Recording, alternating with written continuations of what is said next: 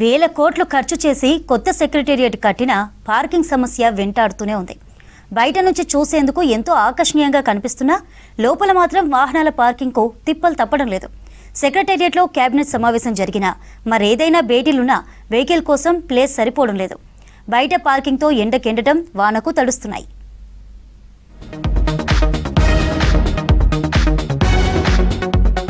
కొత్తగా నిర్మించిన సెక్రటేరియట్లో పార్కింగ్ కష్టాలు తప్పడం లేదు. వేల కోట్లు ఖర్చు చేసి అత్యాధునిక టెక్నాలజీతో సెక్రటేరియట్ కట్టినట్లు గత పాలకులు చెప్తున్నా పార్కింగ్ విషయాన్ని మాత్రం పట్టించుకోలేదు. సీఎం, మంత్రులు, ఐఏఎస్ అధికారులతో పాటు కింది స్థాయి సిబ్బంది సహా నిత్యం వందలాది మంది సెక్రటేరియట్కు వస్తుంటారు. ఇంత పెద్ద సెక్రటేరియట్లో పార్కింగ్ ప్లానింగ్ పై నిర్లక్ష్యం చేశారు. ఉన్న కొద్దిపాటి ఓపెన్ ప్లేస్ ఉద్యోగులకే సరిపోతోంది. ఇక 2 వీలర్స్ అయితే బయటే పార్కింగ్ చేస్తున్నారు.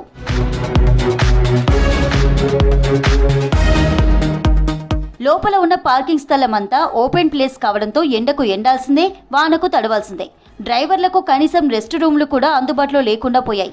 దీంతో అధికారులు వచ్చే వరకు పార్కింగ్లోనే ఉండాల్సిన పరిస్థితి. చిన్నపాటి ఇల్లు కట్టుకున్నా పార్కింగ్ కోసం ప్లాన్ చేసుకుంటారు. మరి అంత పెద్ద సెక్రటేరియట్లో పార్కింగ్కు సంబంధించి సరైన ప్లానింగ్ లేకపోవడంపై విమర్శలు వినిపిస్తున్నాయి.